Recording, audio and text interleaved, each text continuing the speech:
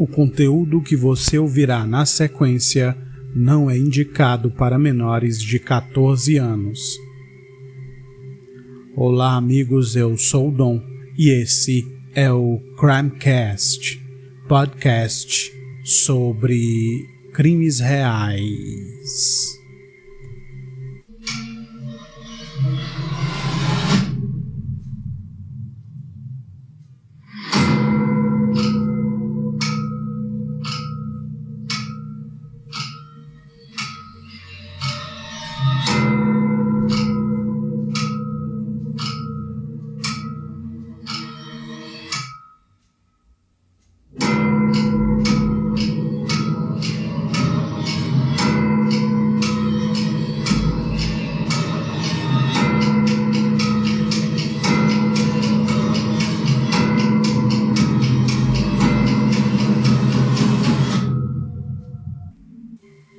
Nós vamos hoje para o episódio de número 80, mas antes eu quero pedir a você para seguir o Instagram do Crimecast, que é o Crimecast_podcast.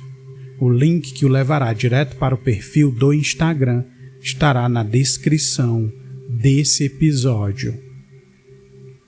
É isso, amigos, mais um episódio aqui no Crimecast e a gente vai hoje, para a terceira parte desse caso, sobre o assassinato do garoto Garrett Phillips. E aí, se você não ouviu ainda a primeira e segunda partes, eu peço que você pare aqui e escute primeiro esses episódios anteriores, tá bom? Então, amigos, para quem ouviu a segunda parte, a gente terminou ali naquele momento em que o Nick Hillary invoca a sexta emenda, se recusando ali, a continuar a falar com os investigadores Gary Snell, da Polícia Estadual, e o investigador Mark Murray. A gente vai continuar dali, desse ponto. Eu vou continuar para vocês aqui. E aí a gente vai para uma parte onde os outros investigadores eles estão com o amigo do Nick Hillary, o Ian Fairley. Um dos investigadores que está com Ian Fairley em outra sala sugere que, como Nick Hillary é um homem inteligente, pode ter começado a pensar em criar um álibi para si após ter feito algo errado. O investigador então pergunta a Ian se ele teve a impressão de que Nick o procurou para isso, para criar um álibi. Ian responde que não tem a impressão de que o amigo faria isso, então não acha que ele faria. Em seguida, o investigador propõe outra coisa e diz, abre aspas, vamos supor que tenha sido ele, fecha aspas. Ian responde, você está dizendo que ele viria até mim para ter um álibi forte? É isso? O investigador responde, isso mesmo. Ian diz que os investigadores ficaram o tempo todo lhe perguntando como ele saberia que Nick é ou não inocente. E aí, por que eles focam nisso, com o Ian? Porque o Ian Fairley, ele diz que viu o Nick mais ou menos uns 5 minutos depois do horário que tudo teria ocorrido. E ele diz que o Nick era a mesma pessoa de sempre. Ou seja, não havia nada de anormal quando ele viu o Nick naquela tarde.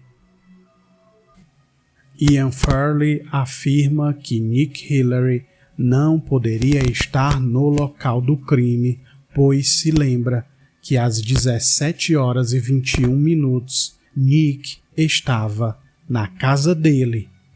A cena do crime, a casa de Garrett, onde ele foi encontrado, fica numa quadra e a casa do Ian fica na quadra seguinte, cerca de uns 100 ou 150 metros de distância.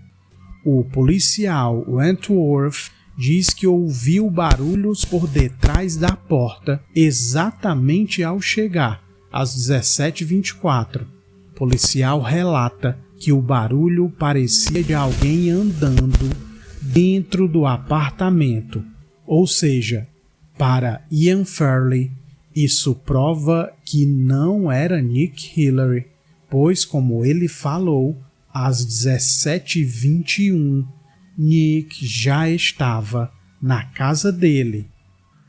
Segundo Mark, essa questão atormenta o policial desde então, pois ele se questiona se o que ouviu não teria sido o vento na persiana ou o vizinho Sean Hall andando pelo corredor de madeira que rangia enquanto aguardavam chegar com a chave. Então, essa parte aqui, amigos, para que todo mundo entenda, é o seguinte: no relatório, o policial que atendeu a ocorrência diz que chegou, em frente à porta do apartamento e ouviu como se fosse uma pessoa andando dentro do apartamento.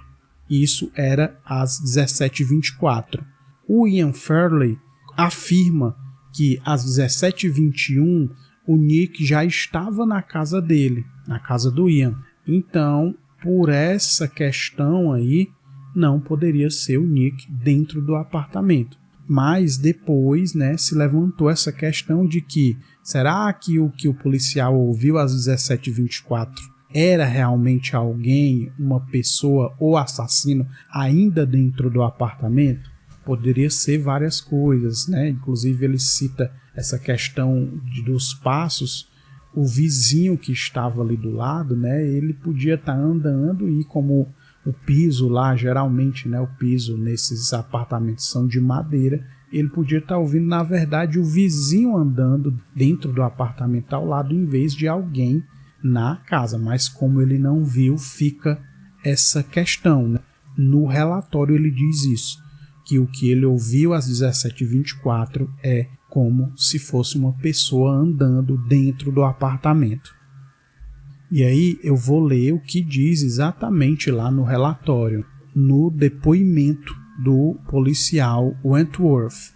Diz o seguinte, abre aspas: de novo, ouvi como se alguém estivesse se movimentando, mas ninguém veio até a porta. Quando me levantei, o senhorio Rick Dumas chegou, fecha aspas. Então, nos autos está como se ele achasse que era realmente alguém andando dentro do apartamento. E aí tem também um outro relato importante da Shannon Harris.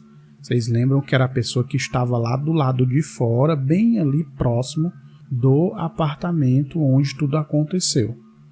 Shannon Harris afirma que o carro do namorado Andrew estava logo abaixo da janela do apartamento onde Garrett Phillips estava e diz que dava para ver a janela perfeitamente.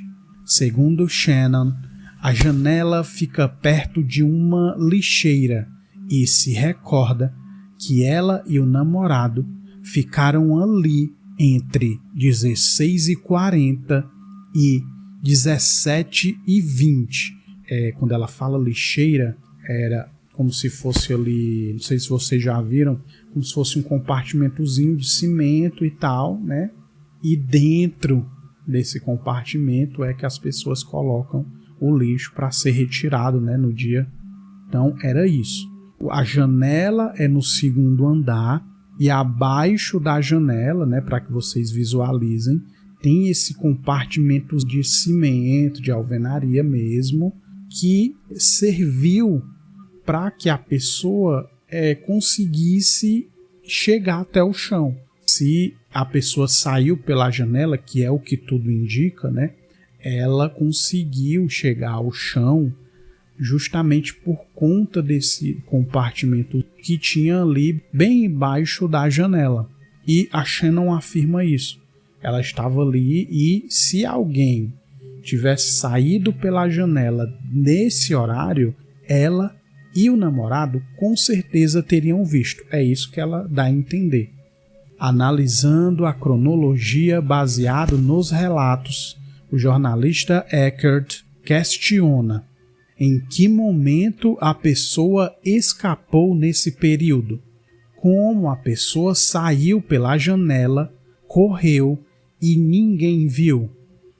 Shannon diz que acredita que a pessoa deve ter se apavorado ao ver que ela e o namorado estavam ali e que não iam sair logo. Porém, minutos depois, eles tiveram que sair. E foi aí que o assassino deve ter fugido sem ser visto. De acordo com o relatório de investigação, que se baseia em mensagens trocadas, Shannon e Andrew estiveram próximo da janela entre 16h50 e 17h20. Então, é muito próximo do que ela já tinha relatado, né? 16h50 e 17h20 é todo o período ali que fica praticamente comprovado em que eles dois estiveram ali. Então, naquele momento, a pessoa não saiu. Por isso, né, que a Shannon diz que se alguém saiu pela janela realmente, foi após as 17h20, que foi quando eles precisaram sair dali.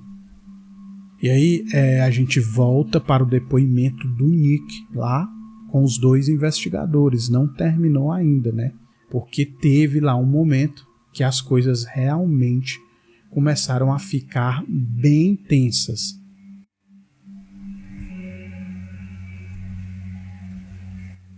Nick Hillary passa a reclamar do tempo que já está respondendo perguntas e Murray responde que só faz 1 hora que eles estão ali. Snell pergunta a Nick, enquanto ele falava com Murray, se Nick não tinha curiosidade em saber o que Garrett disse antes de morrer. Nick então diz que Snell pode lhe contar o que Garrett disse. Snell não fala o que Garrett teria dito antes de morrer e desconversa. Em seguida, Gary Snell diz que Nick Hillary está encrencado. Momentos depois, o investigador diz para Nick que, abre aspas, essa farsa já durou tempo demais, fecha aspas. Nick responde que está ouvindo o investigador e diz isso olhando diretamente para ele. Nesse momento, Murray começa a falar e diz que acredita que Nick não tenha ido ao local com a intenção de fazer mal ao garoto. Nick responde em seguida, abre aspas, aonde? Murray continua e diz que acha que Nick perdeu o controle e, enquanto o investigador discorre sobre o que acha que aconteceu, Nick diz seu nome várias vezes, tentando responder ao que Murray está insinuando.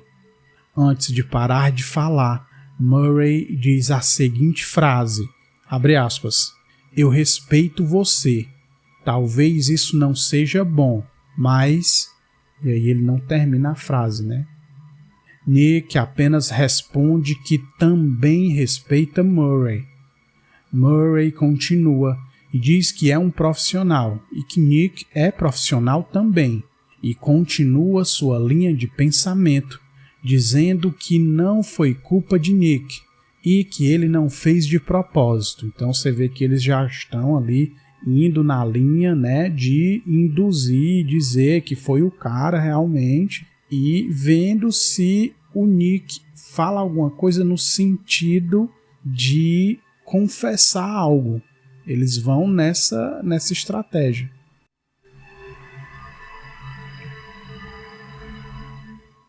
Murray não deixa Nick responder enquanto continua falando. e acrescenta que a família está transtornada e que ele está no meio disso e que ele quer somente encerrar esse caso da melhor forma, antes de virar bagunça, porque vai virar, afirma o investigador Mark Murray. Emendando a fala de Murray, Snell se dirige a Nick e diz que o garoto tinha só 12 anos e que acidentes acontecem. Ao ouvir isso de Snell, Nick ri de nervoso, como que não acreditasse que Snell está insinuando que ele é o culpado. Nesse momento, Snell diz que sabe o que houve no apartamento naquele dia. Snell diz que sabe que Garrett atrapalhava o namoro. Nick rebate e diz que Snell tinha falado que sabia exatamente o que tinha acontecido lá e pergunta ao investigador, abre aspas, onde fica esse lá? Snell responde, no apartamento. Nick então diz o seguinte, abre aspas, se você sabe tudo o que aconteceu lá, por que eu estou aqui? Snell diz que todos têm a sua chance e que aquela é a chance de Nick. Nick então responde que quer aproveitar essa chance para ir trabalhar e começa a dar indícios de que não quer ficar mais ali e de que quer ir embora para o seu trabalho, dando a entender que pode falar novamente com os investigadores quando tiver tempo para isso. É exatamente após isso que os ânimos ficam bastante acirrados e, em determinado momento, Nick pergunta se tem permissão para ir embora. Murray responde que sim, que Nick pode ir, mas Snell não concorda com aquilo e Murray muda de ideia, dizendo que Nick precisa se sentar novamente. Ao se dirigir para a porta de saída da sala, Snell se coloca na frente e impede que Nick saia dali. Nesse momento, Murray se levanta e diz que tem um menino de 12 anos morto, e mesmo assim, Nick não responde sobre o horário do treino naquele dia. Snell diz que Nick precisa ficar mais um tempo, e Nick pede que o escute. Nick explica que eles o chamaram pedindo que ele fosse lá. Snell interrompe, dizendo que precisam fazer isso e que podem fazer de maneira fácil ou da maneira difícil.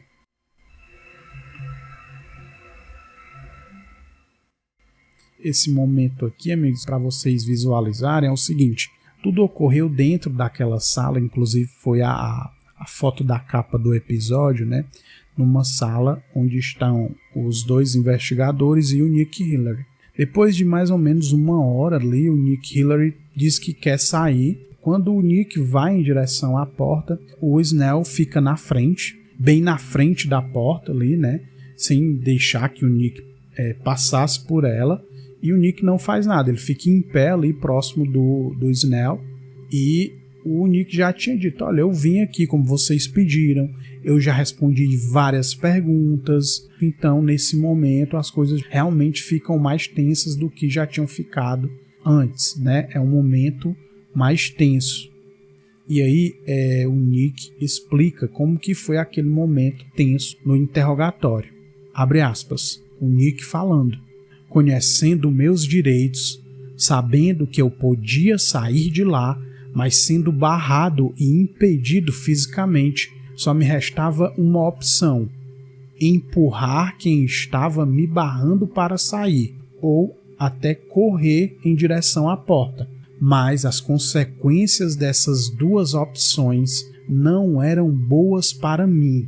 Então, tive que sucumbir ao que os policiais estavam fazendo, sabendo exatamente a intenção deles. Então, só fiquei sentado lá. Ele explica, né, que para ele naquele momento não seria interessante forçar a saída, né? São 2 investigadores que obviamente estão armados, então se ele tivesse tomado uma atitude ali meio que sem pensar naquela hora, poderia ter ocorrido algo pior, é isso que ele imagina. E aí a gente volta lá para o interrogatório.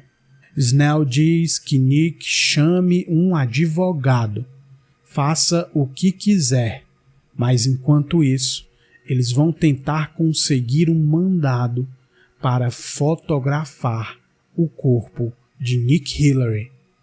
Snell continua e diz o seguinte, abre aspas, como eu disse, Nick, não precisa ser o fim da linha para você, fecha aspas. E aí eu vou falar mais um pouco aqui para vocês, para que vocês continuem tendo uma noção do que exatamente ocorreu ali. O Nick fica na frente ali, próximo da porta. O Murray e o Gary Snell chamam um policial para ajudar, né, e para continuar impedindo que o Nick Hillary saia. E como ele já falou, ele teve que ficar ali porque se ele tentasse forçar algo, ele imagina que seria muito pior para ele. Então ele fica com o celular tentando falar com alguém, o Nick Hillary, enquanto os policiais estão ali realmente buscando ganhar tempo para conseguir um mandado, e esse mandado era para fotografar todo o corpo do Nick Hillary. E aí ele continua impedido de sair, ele não pode deixar o local, ele é impedido de deixar o local. Após algum tempo, Nick Hillary consegue falar ao telefone em seu celular com o amigo e advogado Mani Tafari. Mani se recorda que Nick o telefonou dizendo que não deixavam ele sair da sala de onde foi feito o interrogatório. Mani diz que não sabia o que estava rolando exatamente, mas sabia que aquilo não era bom. Após ligar para Mani, o investigador Gary Snell então pede que Nick entregue o seu celular. Nick Hillary reluta em entregar o aparelho para o policial, mas acaba cedendo e o entregando. Nick dizia não querer entregar o celular, informando que iria receber uma ligação de volta de uma colega que é advogada. Alguns minutos depois, quando ela retorna a ligação para Nick, o celular já estava em posse dos policiais. Nick ouve seu celular tocar e pede para atender a ligação, porém, os policiais respondem que não e dizem que ela pode ligar para o telefone da delegacia. Então isso tudo, amigos, está filmado, né? Porque a polícia, os investigadores, eles são obrigados a filmar toda essa parte, né? E isso está filmado. Após ser impedido de sair, ele entrega o celular, mesmo ficando ali meio chateado com aquilo, reluta um pouco, mas entrega o celular. E ela retorna justamente quando ele já não estava mais com o celular. Os policiais não deixam ele atender essa ligação que a advogada faz retornando, e nem os próprios policiais atendem. O celular fica tocando, mas eles não deixam o Nick atender essa ligação. Nick Hillary diz que só soube depois que enquanto os investigadores tentavam manter ele na delegacia, outros policiais agiam nos bastidores e por isso o mantinham lá para que tivesse tempo de conseguir mandados de busca. Após receber a ligação de Nick, Manny saiu de Nova York em seu carro para tentar chegar o mais rápido possível no intuito de ajudar o amigo com toda aquela situação. Além da ligação feita para Manny, que começou imediatamente uma viagem de carro de praticamente 7 horas da cidade de Nova York para Potsdam, Nick acionou Jane Garland, uma advogada local. Mark Murray diz que a advogada chegou e se sentou ao lado de Nick na delegacia. Mark diz que escreveu o pedido e o juiz emitiu uma ordem de busca e então executaram de forma lícita a ordem com os peritos estaduais.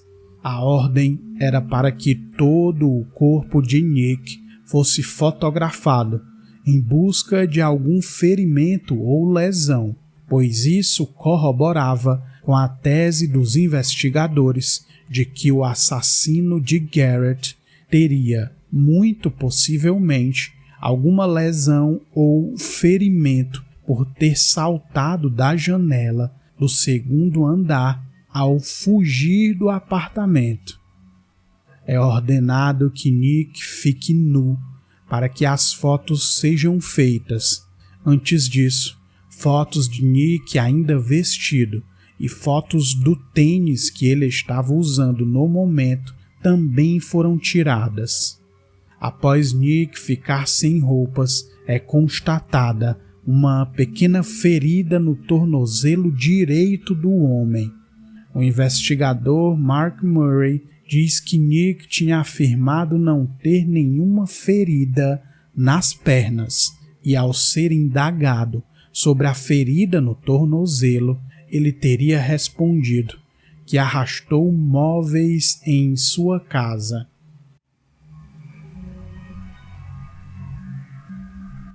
Segundo Murray, ao ser perguntado em que móvel ele teria machucado o tornozelo, Nick disse apenas que foi em algum móvel e que não lembrava exatamente em qual teria sido.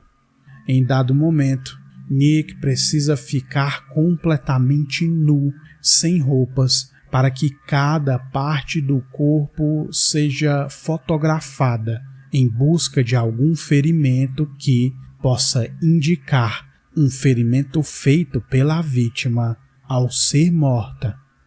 Após todo o procedimento, Nick não é preso e disseram que ele poderia sair da delegacia com um traje anticontaminação.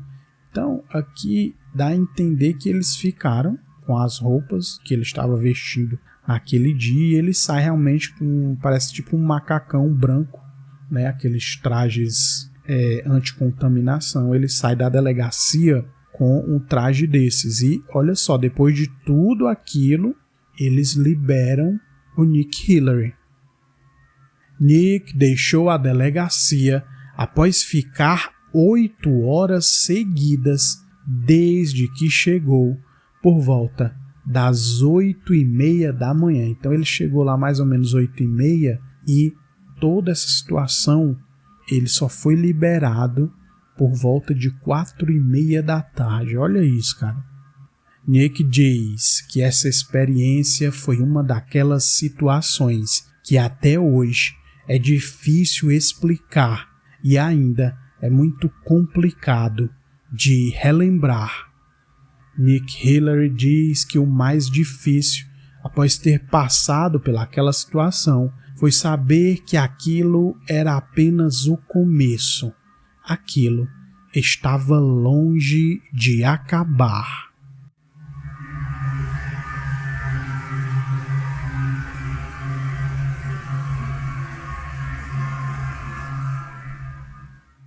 Após Nick ser liberado, várias semanas se passaram sem que nada demais acontecesse, enquanto a campanha que pedia a resolução do crime e justiça para Garrett crescia cada vez mais.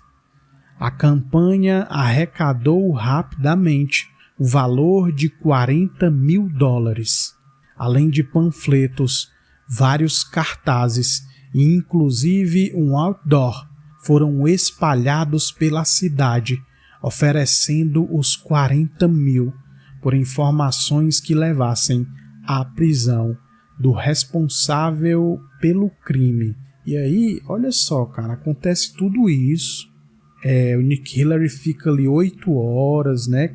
Depois de ser interrogado por muitas horas e passar pelo procedimento lá das fotos e tal, inclusive fotos que ele teve que tirar sem roupas. E o Mani Tafari, né, o amigo e advogado do Nick, ele diz que aquilo nem era necessário, né, que o Nick Hillary ficasse completamente nu. Ele acha que aquilo era um artifício, mais um artifício psicológico para aterrorizar ali a pessoa, né? A pessoa que está naquela condição ali, depois de já ter passado por tudo ali, de ter sido impedido de sair, né? Sem ter nenhuma noção de que aquilo aconteceria. E aí a gente tem novamente o relato lá daquela jovem, daquela mulher, que era vizinha do apartamento do Garrett, né? A Marissa Vogel. Marissa diz que, no começo, parecia óbvio, Nick Hillary era o culpado. Mas aí, meio que de repente, segundo Marissa, isso foi descartado, pois não havia provas. Marissa explica que, na verdade, havia pessoas que achavam que as provas contra ele eram boas. Já outras diziam que, com o pouco que sabiam, parecia ser algo conflitante, ou seja, as evidências não eram claras, então estava meio que dividido. Ian Fairley, assistente de Nick Hillary e que foi a pessoa que confirmou o álibi de Nick, diz que algum tempo depois saiu da Universidade de Clarkson e foi direto para Buffalo, onde deixou de ser assistente e virou técnico. Ian diz que isso aconteceu em maio de 2012. Ian se recorda que no primeiro dia de pré-temporada em Buffalo, várias placas começaram a aparecer no campus. As placas diziam "Justiça para Garrett". Ian diz que achou aquilo estranho e logo imaginou que aquilo estava acontecendo por sua causa, já que ele era o único no local ligado ao caso. Ian achou estranho porque Buffalo era muito distante de Potsdam, realmente muito longe. Então ficou claro que havia muitos esforços em ação no sentido de chamar a atenção para aquilo. Ao saber das placas, Nick diz que tinha a nítida impressão de que elas simbolizavam, mesmo que de forma discreta, uma mensagem de que Nick deveria estar preso. Ian conta que deixou de trabalhar em Buffalo em janeiro de 2013 e voltou a morar com os pais em um local chamado Owego. A cidade para a qual Ian se mudou era bem pequena e, assim como Buffalo, muito longe de Potsdam. Mesmo assim, dias após se mudar para lá, Ian percebeu que várias daquelas mesmas placas tinham sido colocadas na rua que dava para a casa dos pais dele. Ian diz que não sabe o que as pessoas que colocavam as placas queriam com aquilo, mas diz que isso só demonstrava que elas eram muito, abre aspas, medonhas e desesperadas, fecha aspas. Nick Hillary diz que após o caso ganhar repercussão em Potsdam e após a suspeita dos investigadores sobre ele poderia ter ido embora, mas explica que não fez isso porque sua família tinha uma vida lá. E aí vocês lembram, né, que o Nick ele tinha filhos com a ex-mulher, a Stacia Lee. Eram 5 filhos no total. Após toda aquela situação, Nick Hillary ficou desempregado e passou a cuidar dos filhos em tempo integral. Então, olha só, cara, acontece toda aquela situação, toda a cidade, né, a grande maioria da cidade acha que o cara é o culpado.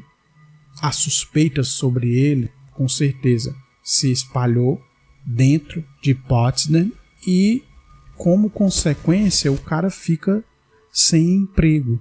Ele não é preso depois daquilo, porque, na realidade, eles não tinham provas, porque se tivessem, ele com certeza não teria ficado livre, mas a vida do cara é praticamente aniquilada ali dentro da comunidade, né?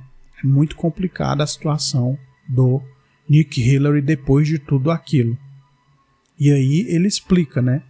Nick diz que ter que calcular cada passo que quisesse dar dentro da comunidade era bastante cansativo, pois sabia que nunca mais as pessoas iriam tratá-lo ou falar com ele da mesma forma. Lisa Marcotte, esposa de Mani Tafari e amiga de Nick, diz que ao deixar a delegacia naquele fatídico 26 de outubro de 2011, não foram somente horas perdidas ali. Toda a vida de Nick mudou a partir dali. Lisa ainda diz que, na verdade, sua vida foi destruída naquele momento, pois, após aquilo, a Universidade de Clarkson não o queria mais lá. Praticamente toda a comunidade o considerava culpado. Então, foi o começo da destruição da vida dele, afirma Lisa.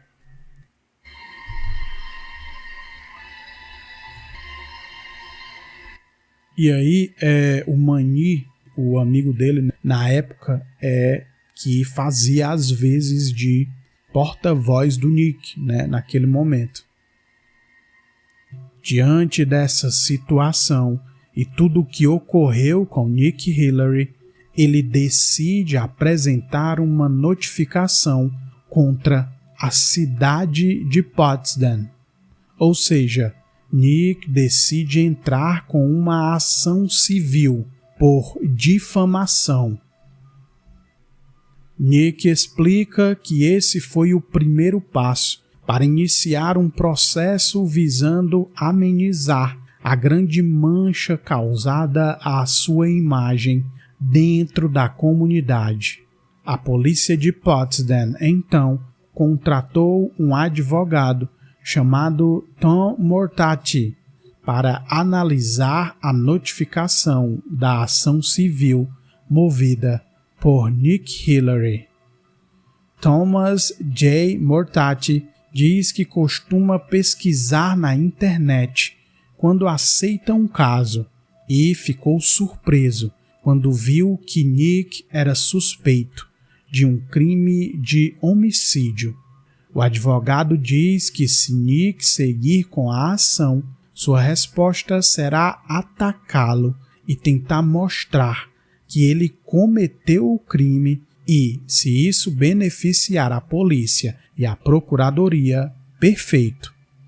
Porém, Thomas diz que a investigação não está avançando e aguardam por novas informações. Lisa Marcotte conta que o DNA de Nick foi coletado e tanto o DNA como as digitais não bateram. Nada ligou Nick ao crime, segundo Lisa.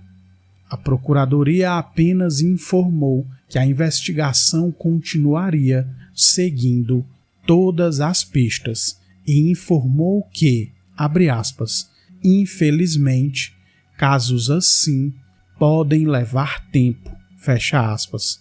A declaração foi dada pela procuradora atual, Nicole Duvet.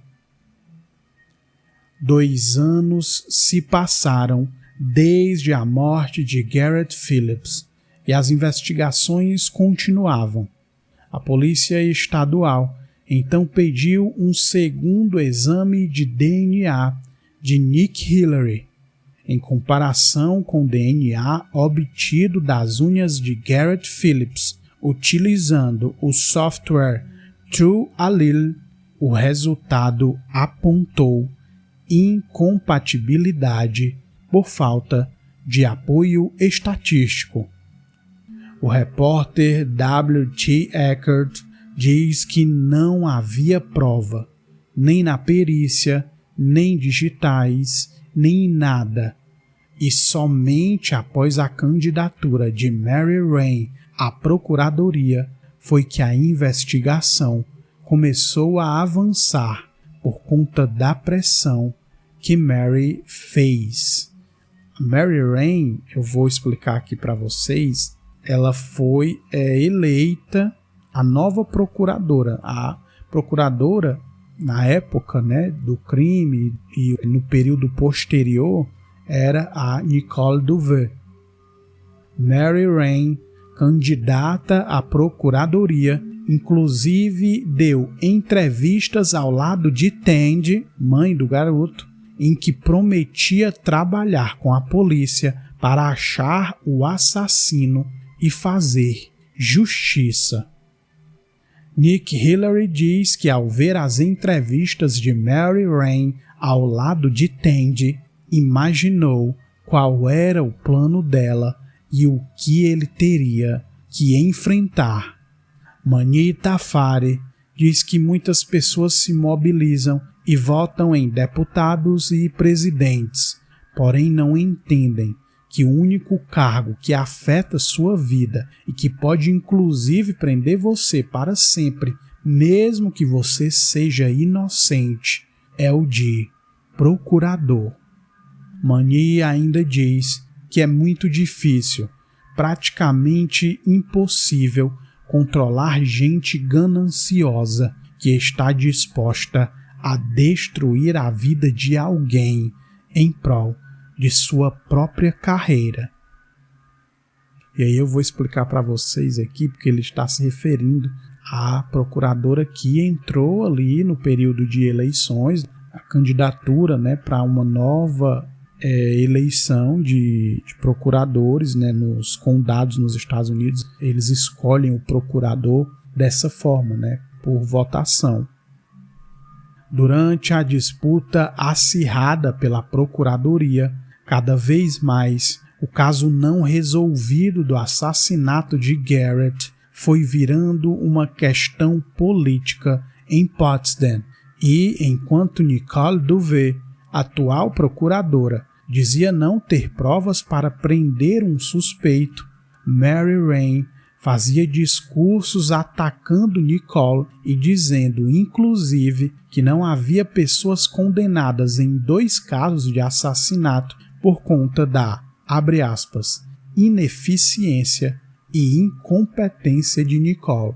Então, tinha também na época um outro caso de assassinato em Potsdam que também não tinha sido resolvido, além do caso do Garrett Phillips. Então, a Mary Rain, durante ali o período de eleições, ela começa a sempre dar entrevistas ao lado da Tandy e dizendo, né, que iria fazer algo se fosse eleito e tal. Então, essa história ela foi se valendo dela para conseguir vencer a eleição para a procuradoria, né?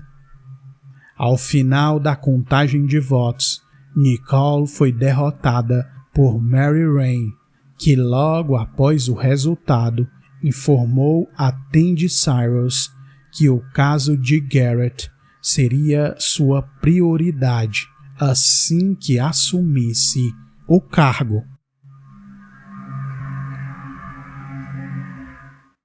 Mary Rain cumpriu sua promessa e logo após a eleição, em novembro, ela ligou para o procurador do condado de Onondaga, William Fitzpatrick. William então ofereceu revisar o caso com mais 4 promotores. O advogado Thomas Mortati, que trabalhava para a polícia de Potsdam, explica que não havia provas cabais e, na época, a informação mais importante que estava sendo analisada pelos investigadores eram imagens feitas pelas câmeras da escola secundária de Potsdam.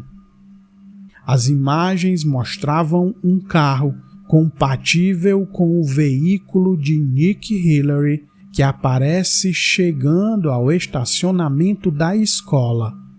Os investigadores Gary Snell e Mark Murray foram até a casa de Ian Fairley e pediram para entrar. Ian diz que não os deixaria entrar naquele momento e então, segundo Ian, eles puxaram um laptop e disseram que queriam mostrar um vídeo.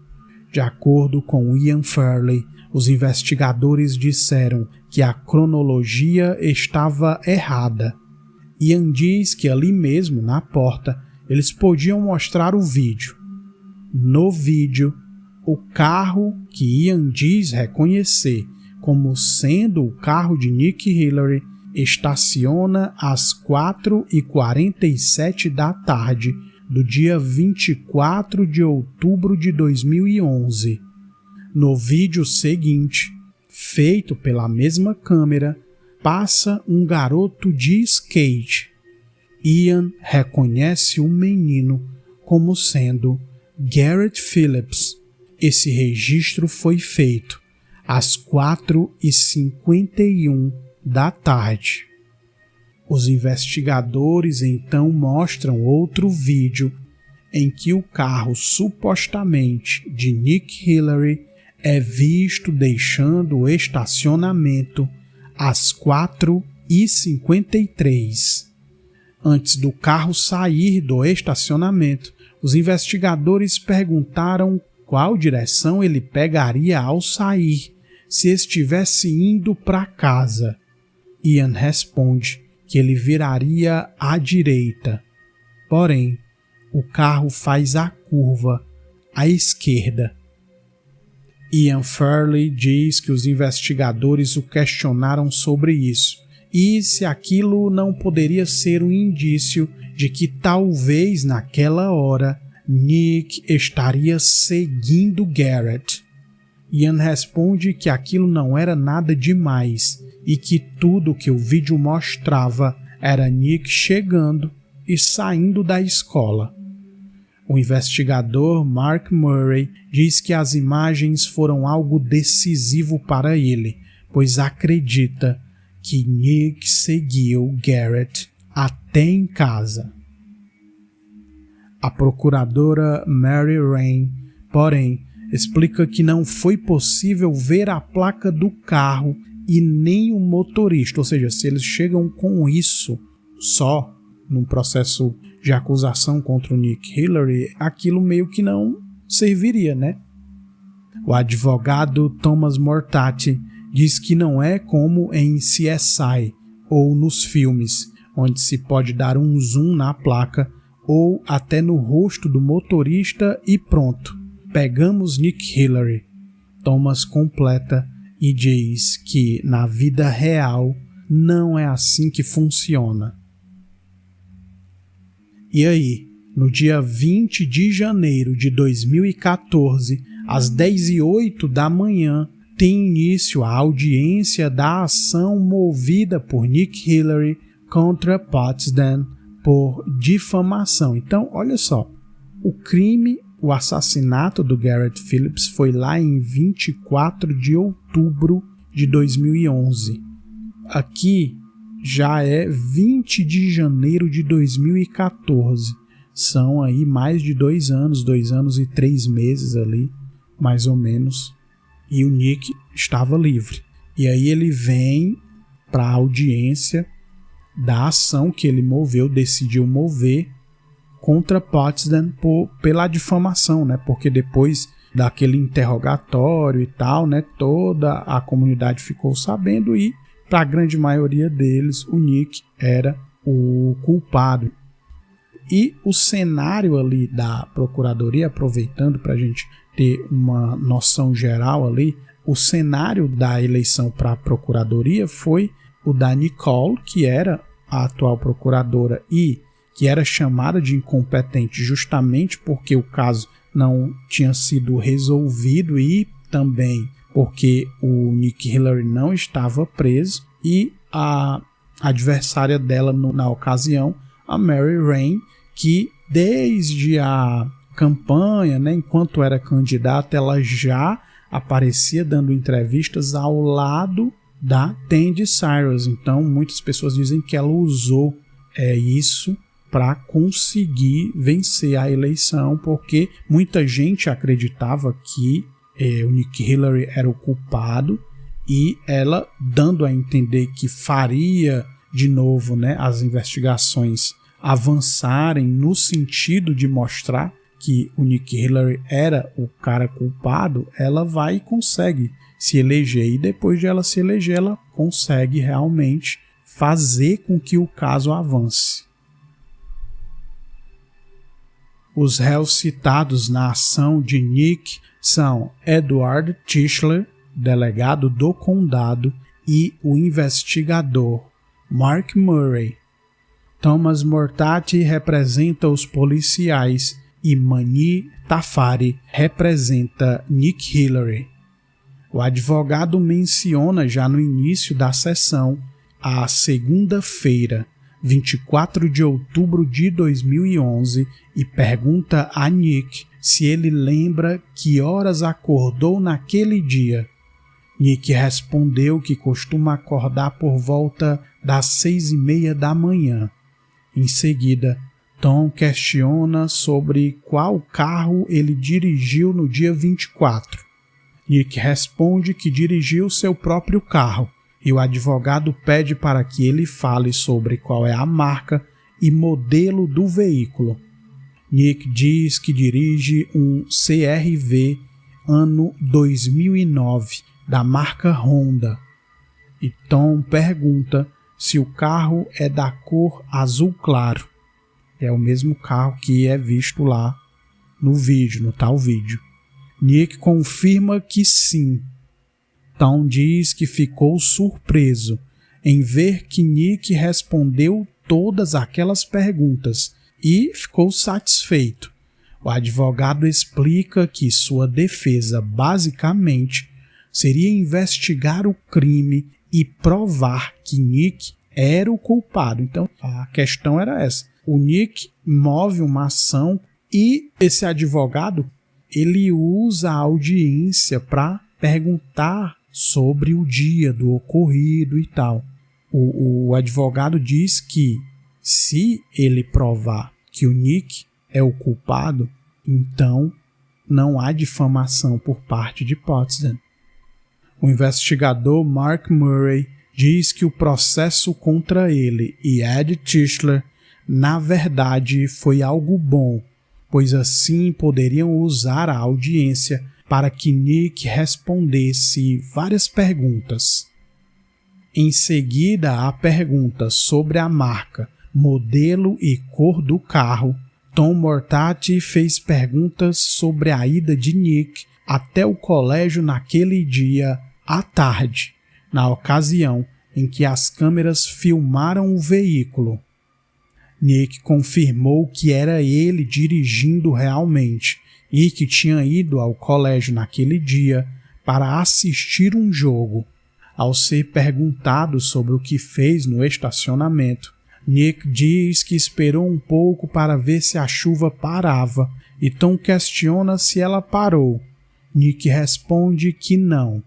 Após uma pausa na audiência, Tom lembra que os policiais estaduais ficaram surpresos ao saber que Nick estava respondendo todas as perguntas e confirmando que era ele realmente no estacionamento naquele dia 24 de outubro. Sobre isso, Nick diz que nunca teve nada a esconder e, naquele momento, sim, poderia falar tudo, pois a situação era bem diferente daquela com Snell e Murray na delegacia. Nick diz que diante de várias pessoas e de um advogado e com alguém que anota tudo o que ele diz é completamente diferente. Ou seja, o Nick diz que ali para ele era seguro responder tudo e falar sobre tudo. O próximo questionamento de Tom é se ele viu Garrett Phillips naquele dia, pois o garoto estava no estacionamento e saiu do local apenas alguns momentos antes de Nick sair. Nick responde que não viu Garrett naquele momento. Nick também é questionado sobre a direção que tomou ao sair do estacionamento e é perguntado se o caminho que o levaria para sua casa e que ele tomava rotineiramente seria dobrando à direita ao sair do estacionamento da escola. Nick afirma que sim, que costumava pegar a entrada à direita quando ia para casa. Após o depoimento, Nick disse que o advogado alterou o que ele falou. Tom Mortati diz que Nick havia respondido que naquela tarde saiu do estacionamento e foi direto para casa. Nick diz que respondeu que foi para casa. Então, tem essa diferençazinha aí, né? O Nick diz que falou um pouco diferente, né? Que respondeu que ele saiu e foi para casa. Sobre essa pequena diferença, Nick diz que às vezes pegava a saída à esquerda para passar em frente à casa do seu assistente, Ian Fairley, pois quando passava e via o carro de Ian na frente da casa, sabia que ele estava lá. Ao ser questionado pelo advogado se foi isso que ele fez naquele dia da morte do garoto, né, do que ocorreu com o garoto, Nick responde que não se lembra. Então, olha só, vocês lembram que o Ian Fairley tinha dito que às 5h21 o Nick estava na casa dele naquele dia. E aí o Nick responde essa questão lá se teria saído para a direita, pela esquerda, se ele saía sempre pela direita quando ia para casa. Ele diz que saiu à esquerda porque costumava passar em frente à casa do Ian para ver se ele estava em casa. E quando ele passava e via o carro parado, ele sabia que o Ian estava em casa. E ele passava e ia para casa depois de passar em frente à casa do Ian Fairley.